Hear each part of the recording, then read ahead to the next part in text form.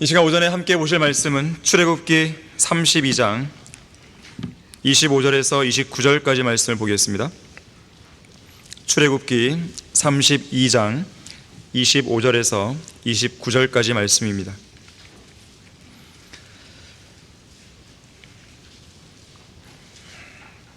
자, 25절부터 보시면 모세가 보니 백성이 벌거벗은지라 이는 아론이 그들로 벌거벗게 하여 그들의 원수들 가운데서 수치가 되게 하였습니다. 지금 금송아지를 숭배한 상황이죠. 그때 모세가 진영 문에 서서 말하기를 주의 편은 누구냐 내게로 오라 하니 레위의 아들들 모두가 다 함께 그에게로 모이더라. 그가 그들에게 말하기를 이스라엘의 주 하나님께서 이같이 말씀하시느니라. 각 사람은 옆에 칼을 차고 이 문에서 저 문으로 진영을 두루 오가며 각 사람이 자기 형제를, 각 사람이 자기 친구를, 각 사람이 자기 이웃을 살해하라 하니 레위의 자손들이 모세의 말대로 하여 그날의 백성 중에서 약 3,000명이 쓰러지니라. 이는 모세가 말하기를 각 사람이 자기 아들과 자기 형제를 쳐서 오늘 너희는 주께 너희 자신을 성결케 하라. 그리하면 주께서 오늘 너희 위에 복을 내리시리라 하였습니다. 자, 말씀을 위해 다 같이 기도하겠습니다. 아버지 하나님, 예수 그리스도의 보혈로 저희들을 구속하여 주셔서 감사드립니다. 저희들에게 영원한 생명을 주셔서 감사합니다. 바른 성경인 한글 킹제임스를 주시고 또 성경대로 믿는 신약 지역교회인 성경 침례교회를 허락해 주셔서 참으로 감사를 드립니다. 오늘 이 시간 우리가 영과 진리로 경배를 드릴 수 있는 이 특권을 향유하게 해주셔서 참으로 감사를 드립니다. 이 시간 저희들의 마음을 찬양과 기도로 준비시켜 주셨는데 이 마음밭에 말씀의 씨앗이 잘 떨어져서 풍성한 열매를 맺을 수 있도록 도와주십시오. 마귀가 어떠한 형태로든지 우리의 마음을 방해하지 못하도록 해주시고 또 혼미케 하지 못하도록 막아주십시오. 진리의 말씀이 정확하게 우리의 양심을 찌르고 또 우리의 마음에 도전을 줄 수 있도록 도와주시기 원합니다. 주 예수 그리스도 이름으로 기도했습니다. 아멘. 주의 편은 누구냐? 주의 편은 누구냐라는 제목으로 설교하겠습니다. 여러분은 지금 누구 편에 서 있습니까? 주님 편에 서 있습니까? 아니면 마귀의 편에 서 있습니까? 아니면 어느 편에 서야 할지 몰라 갈팡질팡하고 있습니까? 이 세상에서 교회 다니는 사람들 중에서 자기가 주님 편에 서 있지 않고 마귀 편에 서 있다고 생각하는 사람은 단 한 명도 없어요. 심지어 이단이나 사이비들조차도 주님 편에 서 있다고 생각하지 결코 마귀 편에 서 있다고 생각하지 않습니다. 그런 사람은 없어요. 저는 지난 4월 12일 인터넷 방송 사역을 시작하면서 새삼 느끼게 된 두 가지 사실이 있었습니다. 첫 번째는 사방팔방에 우리를 대적하고 공격하는 적들이 많다는 것이죠. 이 나라 1천만 교인 수를 자랑하는 제도권 교회들의 기독교계는 말할 것도 없고 정동수를 위시하여 미국의 배교한 근본주의자들을 따르는 침례교 목사들, 그리고 우리 교회에서 떨어져 나가 성경대로 믿는 사람들 흉내를 내고 있는 일단의 배교자들까지 모두 다 우리를 향해 칼날을 겨누고 있습니다. 저는 이 점과 관련해서 하나님께 감사를 드리는데요, 고린도전서 16장 9절에서 크고도 효과적인 사역의 문이 열린 곳에는 대적하는 자들도 많다고 했기 때문에 그렇습니다. 자, 대적하는 자들이 많다는 것은 우리가 인터넷 방송 사역을 통해 복음과 진리를 확산시키는 이 일을 그만큼 하나님께서 기뻐하신다는 의미이고 또 그만큼 마귀가 이 사역을 극도로 싫어한다는 사실을 보여주는 강력한 증거가 되는 것이죠. 두 번째는 정도의 차이는 있겠지만 이들 대부분의 마음은 우리를 향한 시기심으로 가득 차 있다는 것입니다.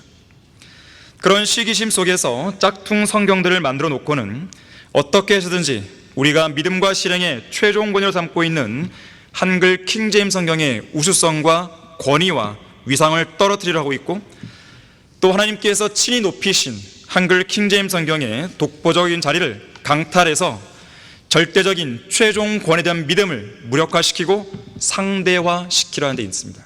하나의 최종 권위를 두게 하지 못하게 하는 거예요. 여러 개의 최종 권위를 두게 하는 것입니다. 심지어 이들 중에는 시기심을 넘어 아예 증오심으로 가득 차 있는 사람도 있어요. 그래서 그들은 아예 우리더러 망하라고까지 기원을 하고 있습니다. 사실 이러한 증오심은 윤경원에게서 시작되었는데요, 그는 이 땅에 올바른 진리의 지식을 전면적으로 확산시키려는 우리 성경침례교회와 말씀 보존학회의 사역을 아주 저질적인 방법으로 방해를 하고 위협하고 있으며, 여기에 우리 교회에서 떨어져 나간 배교자들이 동조하고 있는 것입니다. 사실 그들은 우리를 향해 으르렁댈 필요가 없어요. 우리는 그들에게 단 한 번도 해악을 끼친 적이 없기 때문에 그렇습니다. 지난 31년 동안 우리 성경대로 믿는 그리스도인들이 해온 일은 그리스도의 복음을 성경적인 방법으로 거리, 공원 등지에서 전한 것밖에 없습니다. 하늘과 땅은 없어져도 내 말들은 결코 없어지지 아니하리라는 말씀을 성경에 3번이나 반복해서 기록해 놓으셨는데도 없음이라는 구절이 버젓이 있고 성경 전체에서 36,000구대 이상 변개되고 신약에서만 2,200단어 이상 삭제된 개역 한급판 성경, 공동 번역 성서, 현대인의 성경, 현대어 성경, 표준 세번역, 개역 개정판, 쉬운 성경, 우리말 성경 등을 버리고 하나님께서 영감으로 주시고 섭리로 보존해 주신 한글 킹제임스 성경으로 돌아와야 한다고 우리는 그저 목소리를 높였을 뿐이죠. 또한 비성경적인 교단 교리와 이단 교리를 버리고 로마 가톨릭의 누르게 잔재를 벗어버리며 세상을 위해 일하지 말고 하나님께서 기뻐하시는 온전한 뜻을 실행하는 그런 교회들이 되라고 소리 높여 외쳤을 뿐이에요.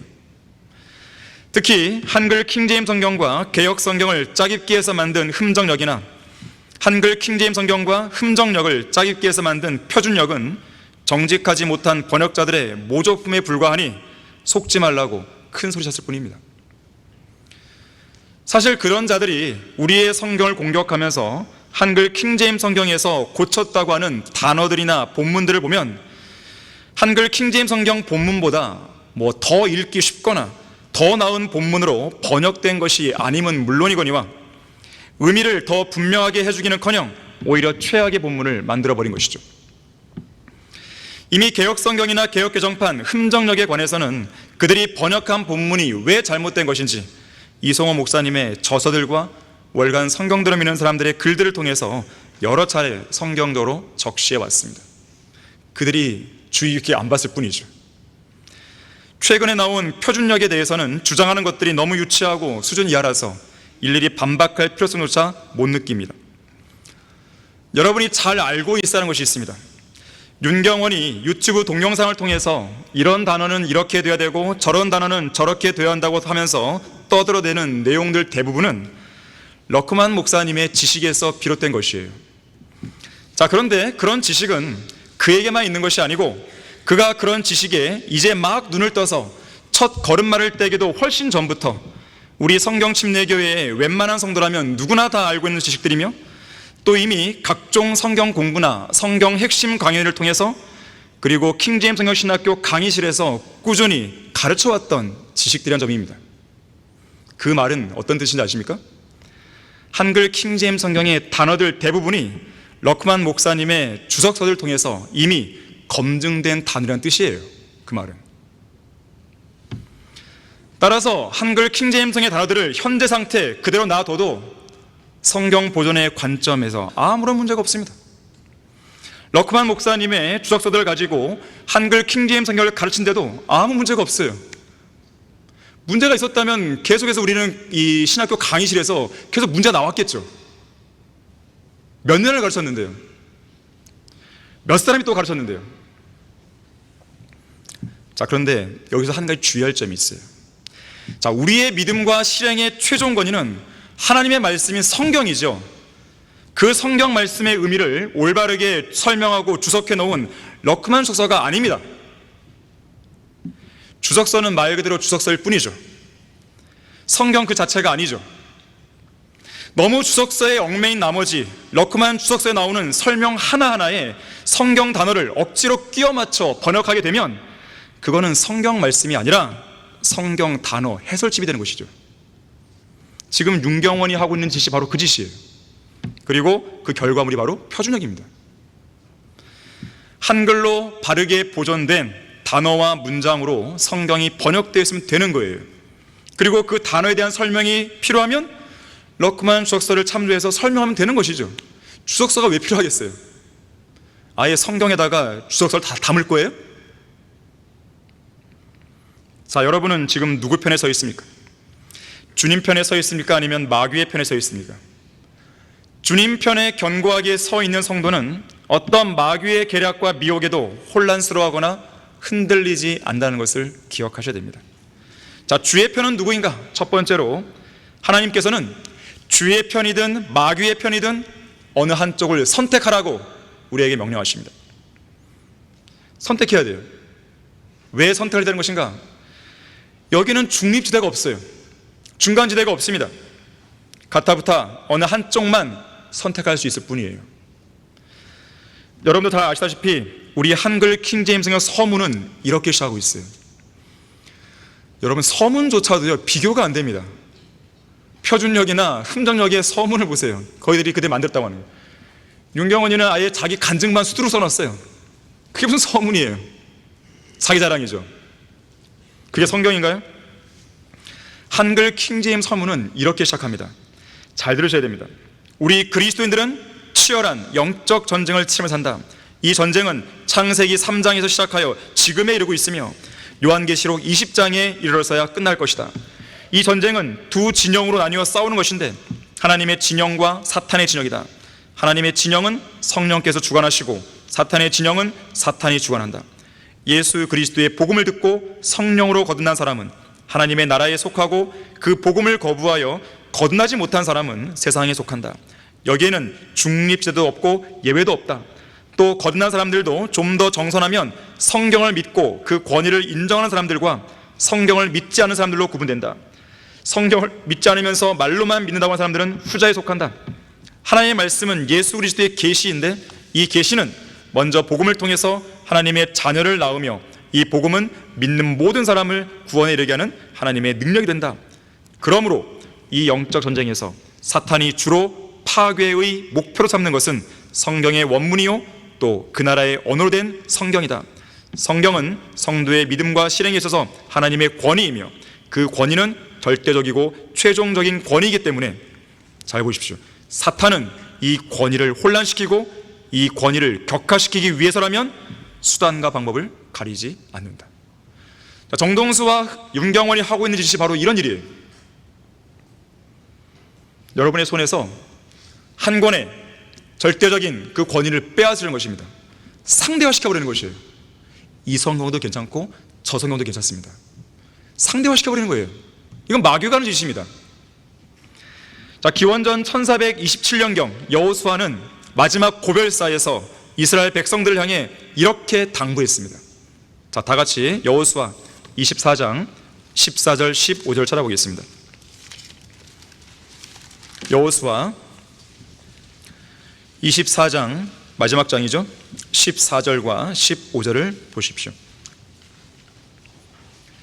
그러므로 이제 주를 두려워하고 성실과 진리로 그분을 섬기라. 너희 조상들이 하수 저편과 이집트에 섬겼던 신들을 버리고 너희는 주를 섬기라. 만일 주를 섬기는 것이 너희에게 악하게 보이거든 하수 건너편에서 너희 조상이 섬기던 신들이거나 너희가 거하는 땅에 아모리인의 신들이든 간에 너희가 섬길 자를 오늘날 너희가 택하라. 그러나 나와 내 집은 주를 섬기리라 하니 그랬어요. 자, 지금 여호수아는 자기 자신은 주를 두려워하면서 성실과 진리로 주님을 섬길 거라고 단언하고 있습니다. 바꿔 말하면 하나님 편으로 마음을 확고히 굳혔다고 단언하면서 백성들을 향해서 가타부타 한쪽으로 마음을 확고히 정하라고 결단을 촉구하고 있습니다. 하나님이시냐 아니면 이방신이냐, 하나님이시냐 아니면 세상이냐, 하나님의 뜻에 따라 사는 삶이냐 아니면 세상에서 이루고자 하는 성공이냐, 성경적인 삶이냐 아니면 육신적이고 세상적인 삶이냐, 바르게 보존된 성경이냐 아니면 변개된 성경이냐, 지난 31년 동안 검증된 바른 성경이냐 아니면 그 성경을 흉내낸 짝퉁 성경들이냐, 하나님께서 지난 31년 동안 사용해 오셨고 또 지금도 쓰고 계시고 앞으로도 역사하실 그 성경이냐 아니면 최종 권위에 대한 혼란만 일으키고 있는 소위 흠정력과 표준력 같은 이들은 성경도 아니에요. 성경 전서들이냐 결정을 하는 것이에요. 제카헬스 목사의 모치는 밤마다 제카일스 어린 시절에 그 어린 아들과 함께 무릎 꿇고 기도할 때 다음과 같은 말을 4번씩 그에게 주지시켰다 그래요. 나를 따라 반복하렴. 성경은 하나님의 말씀이야. 성경은 하나님의 책이야. 자, 여기서 말하는 성경은 영어 킹제임스 성경이었습니다. 이런 모친의 중요한 가르침이 있었기 때문에 제카일스 목사는 한때나마 킹제임스 성경을 버리고 다른 변개된 성경들을 선택했다가도요, 다시 킹제임스 성경으로 돌아올 수 있었습니다.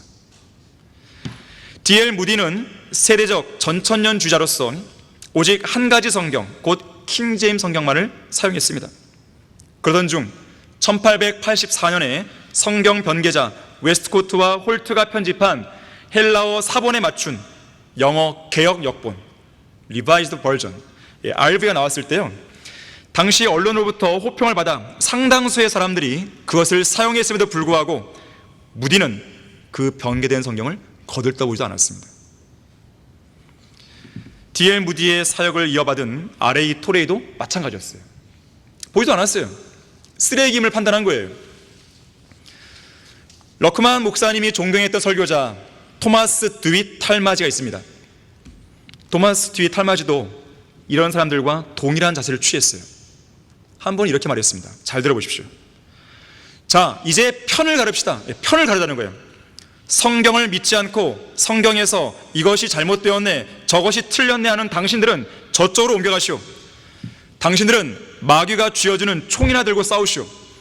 오늘날 만연해 있는 잡종 신학자들과 이도 저도 아닌 목사들, 곧 이 성경을 믿는다고 하면서도 실제로는 믿지 않는 자들과 함께 하느니 차라리 성경을 전혀 믿지 않는 불신자들의 공격을 상대하는 편이 훨씬 낫습니다.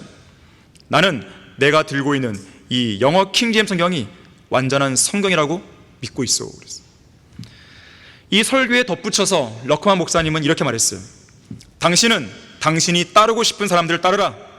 돈과 인기에 환장하고 성공이나 갈망하는 타락하고 배교한 근본주의자들과 보수주의자들을 따르려면 그들을 따르라. 나는 킹제임스 성경을 믿었던 탈마지의 믿음을 택할 것이다. 저도 토마스 디 탈마지처럼 이 설교를 듣고 있는 모든 분들에게 강력하게 당부하고 싶습니다. 누구든 간에 이 땅의 배교자들은 배교자들의 성경을 쓰라고 하세요. 이런 부분에 관한 한 개혁 성경과 개혁 개정파는 논할 가치가 없고, 흠정역은 미국의 배교한 근본주의자들과 손잡고 있는 정동수가 번역했으며, 표준역은 우리 교회에 있다가 떨어져 나간 배교자가 번역한 책으로 배교자들이 교육을 받고 또 배교한 자칭 목사들이 성경대로 믿는 사람들로 가정하면서 사용하고 있는 짝퉁 성경입니다. 자, 우리도 편을 가릅시다. 한글 킹제임스 성경에서 이것이 잘못되었네, 저것이 틀렸네 하는 자들은 흠정역이나 표준역을 쓰라고 하세요.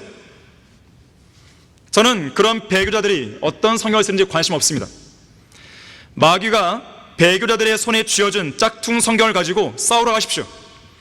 그리고 그들더러 우리를 향한 관심을 끄라고 하십시오. 저는 지난 31년 동안 하나님이 사용해 오셨고 단 하루도 거르지 않고 매일매일 사람들의 손에 들려졌으며 또 풍성한 열매들로 그 권위를 인정해 주신 한글 킹제임스 성경을 저의 믿음과 실행의 최종권을 여기며 이 성경만을 따를 것이에요. 자, 기원전 906년경 선지자 엘리야도 칼멜산에 모인 백성들에게 이런 말을 했어요. 너희가 얼마나 더 두 의견 사이에서 지차르냐 그랬어요. 언제까지 바알과 하나님 사이에서 왔다 갔다 할 거냐, 그런 책만 한 것이에요. 그러면서 주님이 하나님이시면 주님을 따르고 바알이 하나님이면 바알을 따르라 그랬어요. 여호수아 5장 13절에서도 너는 우리 편이냐 우리의 대적 편이냐 이렇게 물었어요. 중립지대는 없어요. 예수님께서는 나와 함께하지 않는 자는 나를 반대하는 자요, 나와 함께 모으지 않는 자는 흩뜨리는 자니라 그랬어요. 양다리를 걸치는 것 없습니다. 누가복음 16장 13절에서도 어떤 종도 두 주인을 섬길 수 없다 그랬어요. 한쪽을 미워하고 다른 쪽을 사랑하든지 한쪽을 존중하고 다른 쪽을 경시하게 되든지 하는 것이죠. 더운 것도 아니고 차가운 것도 아니고 말씀을 믿는 것도 아니고 믿지 않는 것도 아니고 그런 건 없습니다. 주님을 향한 열정이 있는 것도 아니고 없는 것도 아니고 기도하는 것도 아니고 하지 않는 것도 아니고 성경대로 사는 것도 아니고 살지 않는 것도 아닌 그런 모든 모호한 자세를 다 버리셔야 돼요.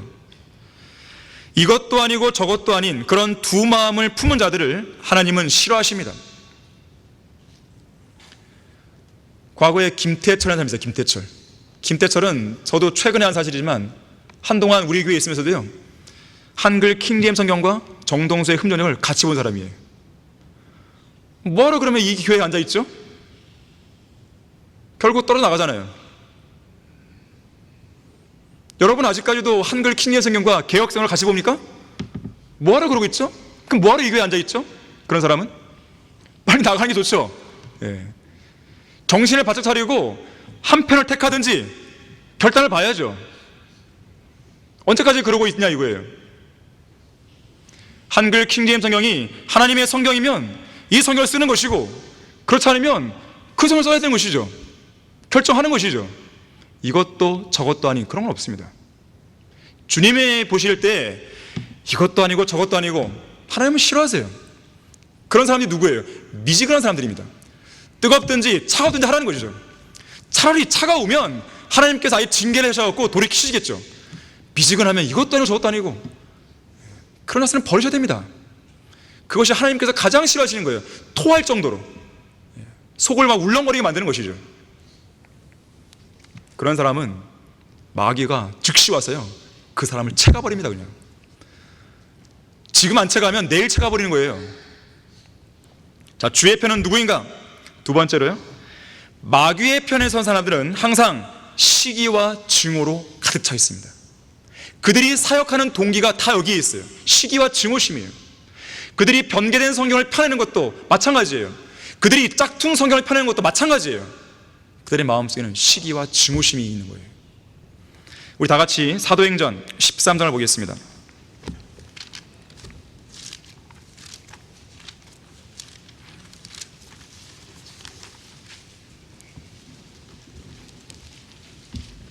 자, 사도행전 13장 42절에서 45절 보시면 됩니다. 42절부터 보시면, 유대인들이 회당을 떠날 때 이방인들이 간청하기를 다음 안식일에도 자기들에게 이런 말을 해달라고 하더라. 지금 사도 바울이 설교를 했거든요. 이 설교를 통해서 열매가 맺힌 겁니다. 그래서 이렇게 이방인들이 더 얘기해달라고, 더 설교해달라고 간청하는 거예요. 그 집회가 끝난 후에 많은 유대인과 유대교로 개종한 경건한 사람들이 바울과 바나바를 따르니 열매가 맺힌 겁니다. 두 사도가 그들에게 권고하여 말하기를 하나님의 은혜 안에 꾸준히 있으라고 하더라. 그 다음 안식일에는 온 성읍이 거의 다 하나님의 말씀을 들으려고 모이더라. 정말 대대적인 부흥이 일어난 것이죠. 그런데 보세요, 그러나 유대인들이 무리를 보자 시기로 가득 차서 바울이 말한 것들을 대적하여 반박하고 모독하여 말하니라 그랬어요. 자, 하나님께서 일하시는 그 상황에는요, 이렇게 열매도 풍성하지만 또 뭐도 있어요? 사탄의 방해가 있는 거예요. 크고도 효과적인 문이 열린 곳에는, 복음의 문이 열리고 진리의 말씀의 문이 열린 곳에는 대적한 자들도 활동하는 것입니다. 그걸 기억하셔야 돼요. 자, 그런데 중요한 게 있습니다. 배교한 정통 유대인들은 시기 때문에 하나님을 모독하는 자들이 되고 말아요. 사역을 방해합니다. 그런데 제자들은요, 52절에 보니까 무엇으로 충만해 있습니까? 기쁨과 성령으로. 차이가 있죠. 성경대로 믿는 그리스도인들, 성경대로 믿는 사역이라고 하는 것은 마음의 동기가 기쁨과 성령으로 충만한 것의 결과입니다. 그런데 이 사역을 흉내내려 하고 있고, 그러면서도 이 사역을 방해하는 자들, 그들은 시기로 가득 차 있는 거예요. 아니, 그들이 정직하고 그들이 올바르면 방해는 하지 말아야죠. 그냥 자기들이 알아서 하는 것이죠. 그들이 방해를 안 하면 저도 안 건드립니다. 저는 분명히 선언했어요. 이 사역을 누군가가 방해하고 한글 킹제임을 공격한다, 이 교회의 사역을 방해한다, 그럼 가만히 안 있는 것이에요. 그럼 반드시 방어를 하고 공격을 해야 되는 것이에요. 아니, 우리가 지금 공격하고 있는데 가만히 있어요? 그것은 하나님의 방법이 아닙니다. 럭한 목사님과 이성호 목사님 어떻게 하셨어요? 누군가가 성경을 공격합니까? 교회를 공격합니까? 가만히 안 있습니다. 물어뜯죠, 가서. 여러분, 미친 개에게 물려대 가만히 있어요? 바로 차버리죠, 그냥? 참을 거예요, 그것을? 오히려 그게 더 미친 거죠, 참는 게. 자, 오전 성경 공부에도 잠시 말했지만 항상 시기가 문제예요. 건전한 마음은 육신의 생명이나 시기는 뼈를 썩게 한다고 그랬어요. 뼈를 썩게 하는 그 시기가 자기를 못 견디게 만드는 거예요. 그리고 그러한 결과물로 행동이나 말로 나오는 것이죠. 시기심은 사탄 안에서 발현된 최초의 죄였습니다. 죄의 뿌리예요. 처음에 사탄이 타락했을 때 그의 마음속에 시기심이 발동한 것입니다. 이에 관해서 이사야 14장 13절 14절에서 이렇게 말씀해요. 잘 들어보십시오. 이는 뇌가 내 마음속에 말하기를, 자, 사탄의 그런 마음이에요. 내가 하늘에 올라가서 내가 내 보좌를 하나님의 별들보다 높일 것이요, 내가 또한 북편에 있는 회중의 산 위에 앉으리라. 내가 구름들의 높은 곳들 위로 올라가 내가 지극히 높으신 분같이 되리라 하였음이라 그랬어요. 시기심이에요. 마귀가 하나님을 시기한 겁니다. 바로 여기에서 모든 문제가 시작됐어요. 보통은 이 시기심이 좌절된 야망에서 비롯됩니다. 사역은 야망으로 하는 게 아니에요. 하나님의 뜻에 따라야 되죠. 자기의 좌절된 야망을 교회에서 실현하는 게 아닙니다. 하나님은 그런 동기를 안 받아주세요. 주로 사람들이 어떤 걸 시기합니까? 나에겐 없지만 다른 사람이 가지고 있는 권위, 힘을 시기하죠. 다른 성도가 하나님의 부르심을 받는 걸 시기하죠. 나는 불을 못 받았는데 다른 성도가 받단 말이에요. 시기하죠. 다른 성도의 의로움과 열매와 영적 성장을 시기하죠. 다른 성도의 기도응답을 시기하죠.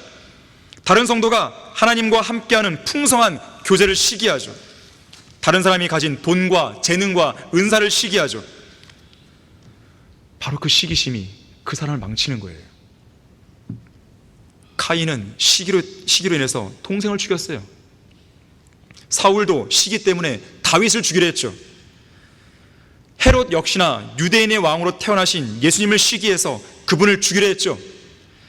빌라도는 유대인들이 예수님을 시기해서 이 재판에 넘겼다는 걸 알고 있었죠. 스테반 집사를 돌로 쳐 죽인 것도 시기 때문이었죠. 다른 어떤 죄보다도 바로 이 시기심 때문에 지역교회들이 망가지고 파괴되기도 합니다. 성도들 사이의 관계가 깨져버리는 것이에요. 시기심 때문에. 진노는 잔인하고 성냄은 사나우나 시기 앞에 누가 설 수 있으리요? 잠언 27장 4절이에요. 욥기 5장 2절에서도 분노가 미련한 자를 죽이고 시기가 어리석은 자를 죽인다 그랬어요. 시기가 그 사람을 죽여버리는 거예요. 바울이 사역했던 당시에도 그를 시기하면서, 바울을 시기하면서 그의 사역을 흉내내는 자들이 있었습니다. 우리 다 같이 빌립보서 1장 15절에서 18절을 보겠습니다. 여러분이 잘 보셔야 됩니다. 겉으로만 번지르르하게 말을 잘한다고 해서요, 그 사람이 하나님의 일꾼이 아니에요. 왜 그 사람이 이런 성경들 편했을까? 그 내막을 잘 보셔야 됩니다. 왜 그랬을까? 왜 그랬을까? 자, 빌립보서 1장 15절부터 18절 보십시오.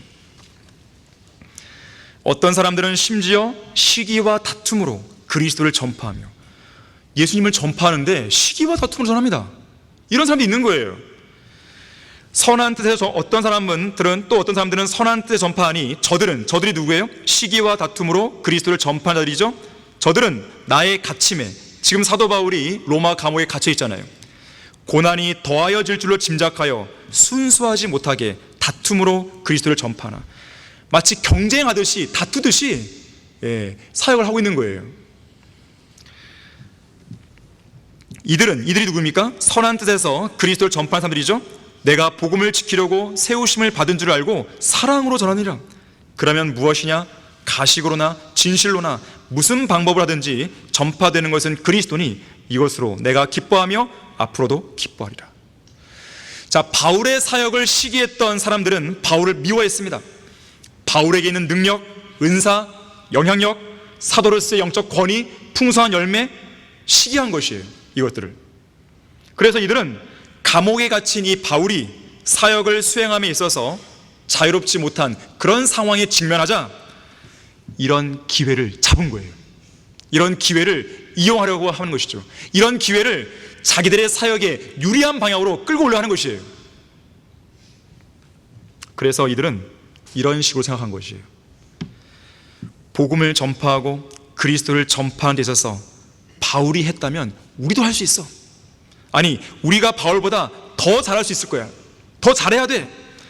바울이 감옥에 갇힌 이런 상황이 우리에게 유리해지도록 잘 이용해 보자. 이송호 목사가 죽었어. 드디어 우리에게 기회가 온 거야. 우리에게 유리한 방향으로 끌고 가자. 우리가 그 자리를 차지하자. 자, 이런 식의 생각은 복음을 전파하는 데 있어서 죄인들을 향한 순수한 연민에서 나온 태도가 아니죠. 바울을 시기한 데서 비롯된 생각입니다. 오늘날에도 성경대로 믿는 교회들을 시기하는 많은 교회들이 있습니다. 그들로서는 감히 하지 못하는 그 사역을 성경대로 믿는 교회들이 하고 있으니까 그들은 부러움과 시기 속에서 바라보고 있는 거예요. 때로는 우리를 흉내내면서요, 그들도 거리 설교와 구령을 해봅니다. 하지만 뭔가 좀 어색하죠. 뭔가 안 됩니다. 지속성이 없어요. 올바른 성경도 없고 올바른 진리의 시도 없기 때문에 비정상적으로 또 원활하게 이루지 않는 거예요. 시기에서 비롯된 마음으로 그리스도를 전파하면 어떤 열매도 얻을 수 없어요. 설령 있다 하더라도 좀 이상한 열매입니다. 작금에 우리나라에서 한글 킹제임스 성경은 물론 이성호 목사님과 우리 성경 침례교회를 거짓되게 폄하하고 공격하는 자들의 동기도 이와 유사한 것이에요. 우리말로 바르게 보존된 한글 킹제임스 성경이 이미 출간되어서 지난 31년 동안 구령의 열매를 위시한 많은 열매로 하나님을 영화롭게 되고 있는데 흠정력이나 표준력이 왜 나와야 되는 거예요, 도대체?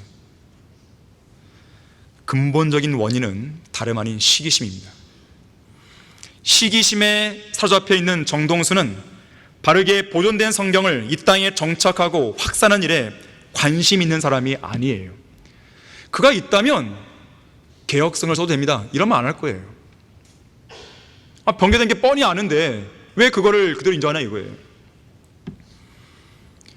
윤경원도 마찬가지입니다. 자기 성경만 주장하는 게 아니에요. 윤경원이 그의 그런 표준력 서문에 보게 되면 우리나라 최초의 성경이었던 예수 성교전서, 그러니까 개혁 성경의 전신이죠. 그 성경도 킹제임스 성경을 저본으로 썼다는 거예요. 그 말 써놨습니다. 갖고 있었겠죠. 저본이 무슨 말인지 모르는 거예요? 영어 킹제임스 성경 번역자들도요, 변개된 성경이 있었어요. 갖고 있었어요, 손에. 근데 분별했죠. 이건 아니구나. 그러한 관점하고 저본하고 뭔지도 모르는 거예요. 왜 그런 말 있을까요? 개혁 성경 안에서 자기 자리를 찾아내는 거예요. 성경을 팔아먹기 위한 수단이죠. 그렇게 하지 않고서는 자기 성경 안 팔리거든요. 보시면 결국 무리수를 두게 돼 있습니다. 무리수를 두게 돼 있어요. 하나님의 사역이 아닌 그런 것들은요, 무리수를 둡니다, 사람들이. 인간적인 방법으로 막 자기 성경을 팔아먹으려고 하는 것이에요. 특히 정동수를 보십시오. 이성호 목사님이 살아계실 때는 찍소리 못하다가요, 이성호 목사님이 주님 곁으로 가신 작년 1월 26일 직후 2월 초부터 한글 킹제임스 성경과 우리를 공격하는 동영상을 올리기 시작했습니다. 시점이 참 교묘하죠. 또한 윤경호는요, 그로부터 2개월 후인 4월 초에 표준역 초판을 아주 은밀하게 등록했어요. 그리고 1년 뒤인 지난 4월에 2판을 찍으면서 공개적으로 한글 킹제임스를 공격하며 마귀짓을 벌이고 있는 거예요. 왜 그들은 이성호 목사 살아계실 때 아무 말 못했을까요? 왜 가만히 있었을까요? 왜 그들은 이성호 목사님 살아계실 때는 숨죽이고 가만히 있다가 목사님이 주님 곁으로 가시자 이렇게 들고 일어날 것일까요? 그것도 시점이 딱 서로 일치하게 해서. 이와 관련해서 바울이 경고했어요. 사도행전 20장 29절과 30절에서 이렇게 경고했습니다. 들어보십시오.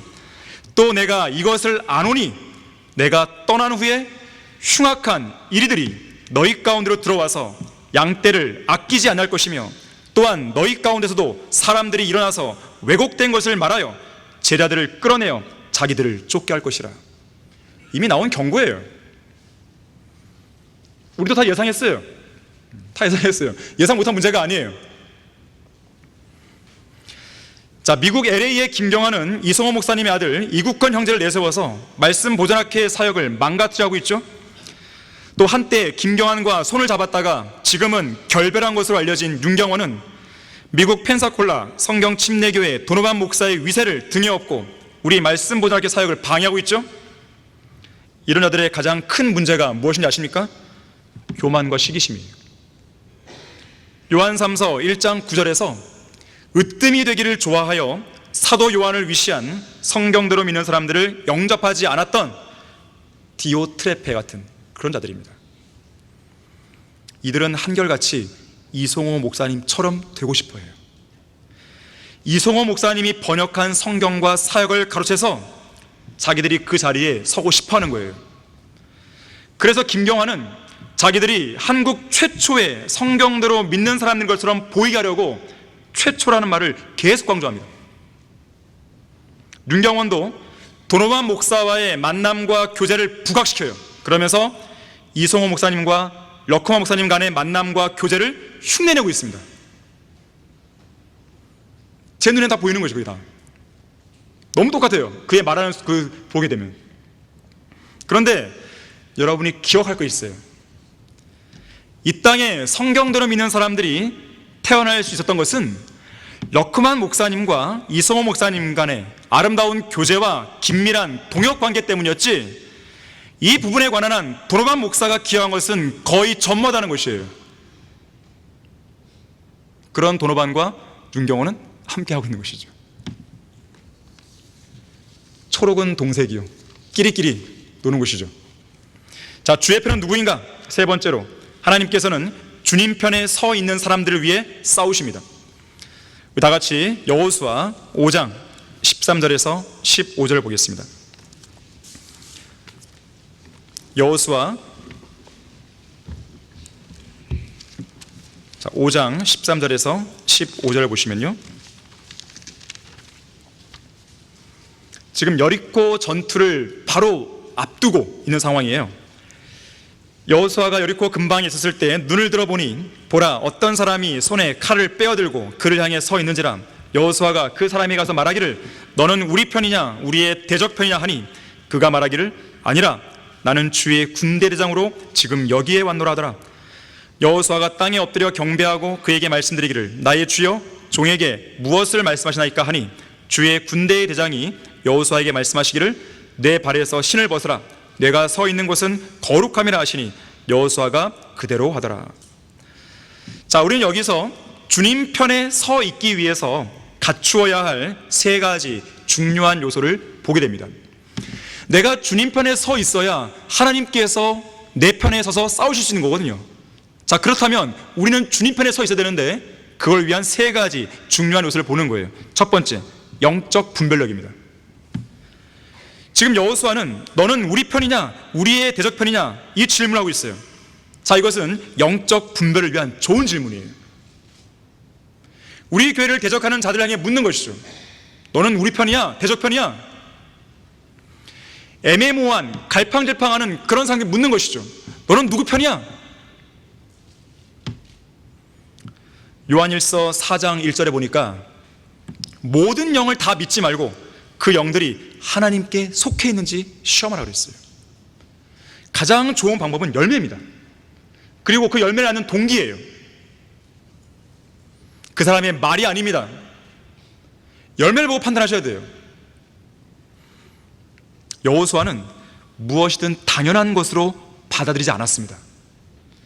그는 이것이 하나님으로부터 온 것인지 마귀로부터 온 것인지 알기 위해 그 영을 시험한 것이에요.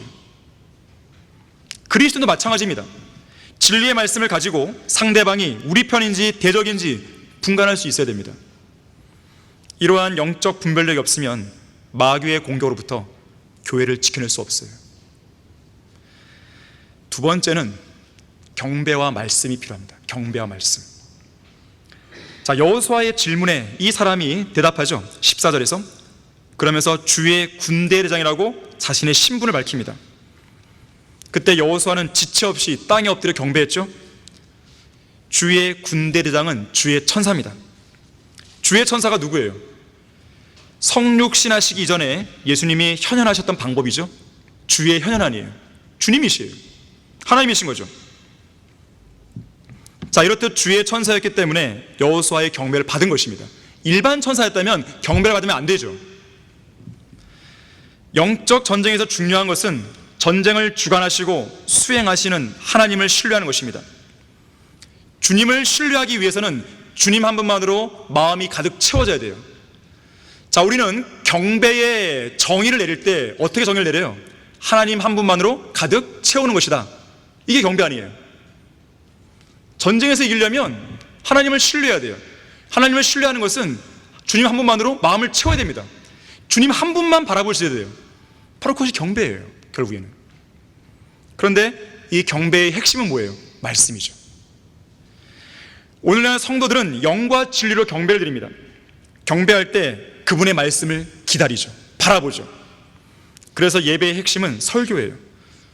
아무리 찬양과 기도를 잘했다 하더라도 올바른 말씀이 선포되지 않고 또 올바른 말씀으로 자신의 마음을 채우지 못하면 그건 올바른 예배가 아니에요. 그래서 여호수아는 여기 14절에서 경배했을 뿐만 아니라 이렇게 묻고 있죠. 나의 주여, 종에게 무엇을 말씀하시나이까? 주님의 권위 있는 말씀, 주님의 지시와 명령만을 절대적으로 기다리고 따르겠습니다. 내가 따르겠습니다. 어떤 명령이라도 내려주십시오. 제가 그것만 따르겠습니다. 마지막 세 번째는요, 성별과 거룩함이 필요해요. 성별과 거룩함. 지금 15절에서 주의 군대대장은 여호수아에게 내 발에서 신을 벗어라. 내가 서 있는 곳은 거룩함이라 그랬어요. 여호수아에 앞서서 모세도 처음 부름받았을 때 이런 동일한 말씀을 들었죠. 자, 그러니까 여호수아도 모세처럼 주의 임재 앞에 서 있는 것이에요. 이 명령에 여호수아는 신을 벗었습니다. 주님이 계신 곳은 어디나 거룩한 곳이에요. 따라서 모든 세상적인 것들, 죄악들, 어두운 것들은 제거되고 분리시켜야 됩니다. 그리스도의 몸이 뭡니까? 성전이에요. 성전. 거룩한 성전이에요. 이 거룩한 장소에 세상적인 죄들이 들어와서 자리를 잡았다? 이건 말이 안 되는 것입니다. 빨리 제거해야 되는 것이에요. 예수님의 피를 통해서. 성별하지 못한 죄는 영적 전쟁의 패배로 가는 지름길입니다. 자, 이상 세 가지가 갖추어지자 이어지는 6장의 여리고 전투에서 하나님은 여호수아와 이스라엘 편에 서서 싸우셨고 그 전쟁을 승리로 이끌어 주신 거예요. 대승이었습니다. 저는 어제 러크만 부인으로부터 이메일 한 통을 받았어요. 제가 지난 주일 오전 예배 설교 때 러크만 부인에 관한 내용을 이야기했지 않습니까? 그때 그 상황을 듣고 안타깝게 여긴 인천 성경침례교회 한 형제님이 러크만 부인을 위해서 헌금을 했어요. 그래서 이 헌금을 보낼 방법에 관해 제가 묻기 위해서 러크만 부인에게 편지했는데 어제 답장이 온 것이에요. 사실 저는 러크만 부인을 한 번도 본 적이 없습니다. 또 편지를 해본 적도 없어요. 이번이 이메일로 보낸 첫 번째 편지였거든요. 지난번 거는 이제 이국남용을 통해서 받은 것이고, 마치 오랫동안 편지를 주고받은 관계처럼 러크만 부인은 아주 다정하고 친절하게 답신을 보내왔어요. 그 편지 내용의 일부를 소개하면 이렇습니다. 러크만 목사님은 언제나 이송호 목사님을 아주 많이 존경했고 사랑했습니다. 이송호 목사님은 한국의 러크만 목사님 같은 존재였습니다. 두 분 모두 훌륭한 지도자였고 주님께서 친히 사용하신 사람들로서 주님을 위해 위대한 일들을 완수한 분들입니다. 그들은 하나님께서 그들에게 수행하라고 위탁하신 과업들에 헌신적이었고 신실했던 특별한 분들입니다. 저 역시 박순영 목사처럼 이송호 목사님이 그립고 또 러크만 목사님이 무척 그립습니다. 그분들은 지금 함께 모여 주님을 찬양하고 있을 것입니다. 그리고 한국에 이성호 목사님의 사역들을 계속 이어받아 수행하는 신실하고 훌륭한 사람들이 있다는 사실을 듣고 무척 감사했습니다. 이성호 목사님이 시작한 사역을 계속 이어갈 수 있도록 박승용 목사님과 함께 섬기는 성도들을 위해서 하나님께서 힘과 지혜를 주시라고 기도하겠습니다. 여러분의 기도와 격려에 감사드립니다. 러크만 목사님이 돌아가신 이후에 무척 힘든 시간을 겪어야 했지만 주님께 찬양을 드리는 것은 하나님께서 저와 제 아들이 잘 견딜 수 있도록 그분의 말씀을 주셨기 때문인데, 이를테면 다음과 같은 말씀드립니다. 그러면서 러크만 부인이 이사야 40장 28절 29절을 기록하면서 편지를 마무리했습니다. 너는 알지 못하였느냐? 영원하신 하나님 주 곧 땅 끝들의 창조주는 피곤치 아니하시며 곤비치 아니하신 분인 것을 너는 듣지 못하였느냐? 그의 명철은 한없이 깊으시도다. 그는 곤비한 자에게 힘을 주시며 무력한 자에게 힘을 더해 주시나니. 그랬어요. 자, 하나님께서는 주님 편에 서 있는 자들을 이렇게 위로하시면서 힘을 더해 주시는 거예요. 이것이 바로 치열한 영적 전쟁을 치르고 있는 우리 성경대로 믿는 사람들이 지니고 있는 가장 강력한 무기입니다. 언제나 그렇듯이 하나님 편에 서 있는 사람이 다수이고 또 하나님께서 함께 하시는 그 사람이 다수인 것이에요. 우리 주위에 적들이 많다 해서 두려워할 필요가 없습니다. 위축될 이유도 없습니다. 머뭇거릴 이유도 없어요. 시편 56편 9절에서 이렇게 말씀해요. 내가 주께 부르짖으면 그때 내 원수들이 물러가리이다. 이것을 내가 아오니 이는 하나님께서 내 편이십니다. 우리 다 같이 시편 118편 6절에서 14절 찾아보겠습니다. 시편 118편 6절에서 14절이에요. 여기서도 우리 편에 서 계시는 주님께서 위대한 약속을 우리에게 주십니다. 저는 최근에 일어나는 이런 일련의 영적 전쟁을 겪으면서 하나님께서 저에게 이 말씀을 보여주셨어요. 그래서 얼마나 감사했는지 모르고 또 찬양했는지 모릅니다. 시편 118편 6절 보시면 주께서 내 편이시니 내가 두려워하지 아니하리라. 사람이 내게 무엇을 할 수 있으리요? 주께서는 나를 돕는 자들과 더불어 내 편이 되시니 그러므로 내가 나를 미워하는 자들 위에 임하는 나의 열망을 보리로다.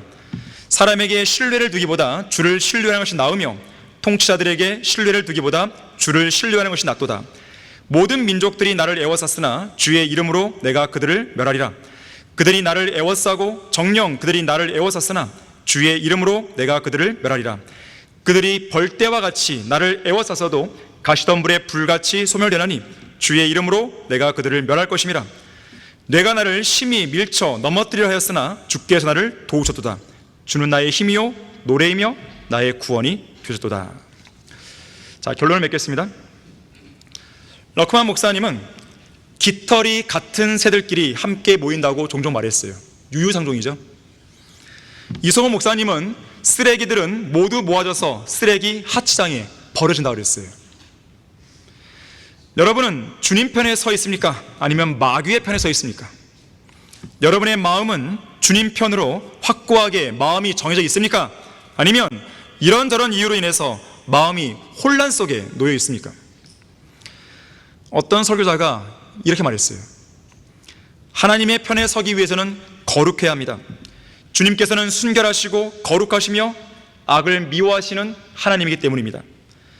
하나님의 편에 서려면 의의 편에 서 있어야 합니다. 주님은 의로우시고 어떠한 죄악과도 관련이 없기 때문입니다. 하나님 편에 서기 위해서는 하나님이 어떤 분인지 제대로 알아야 합니다. 그래야 주님의 도우심을 제대로 받을 수 있습니다. 그런가 하면 하나님의 반대편은 죄와 반역과 악의 편입니다. 주님의 반대편은 사탄과 마귀의 편이며 어둠과 무지의 편입니다. 주님의 반대편은 비참하게 저주를 받게 됩니다. 주님을 대적한 자들은 결국 하나님의 진노를 받게 됩니다. 주님의 반대편은 결국 죽음이나 지옥과 같은 편입니다. 주님 편에 서십시오. 그러면 주님께서도 여러분 편에 서 계실 것이에요. 주님 편에 서 있으십시오. 그러면 주님께서 여러분 편에 서셔서 싸우실 것입니다. 주님 편에 견고하게 서 있으십시오. 그러면 주님께서 여러분의 마음속에 밀려드는 모든 두려움과 혼란과 어두움을 몰아낼 것이에요.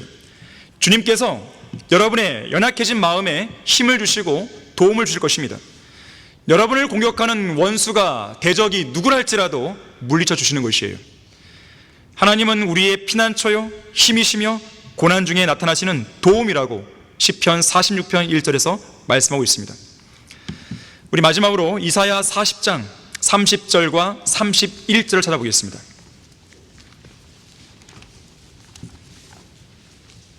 이사야 40장 30절과 31절. 아까 러크만 부인은 28절과 29절을 인용해서 적어준 거예요. 저는 그 다음 구절인 두 개의 구절을 읽겠습니다. 젊은이들지라도 곤비하고 피곤하며 청년들이라도 완전히 넘어지나 오직 주를 앙망하는 자는 자기의 힘을 새롭게 하리니 독수리처럼 날개로 쳤을 것이요 그들이 달려도 피곤치 않으며 걸어도 곤비치 아니하리라.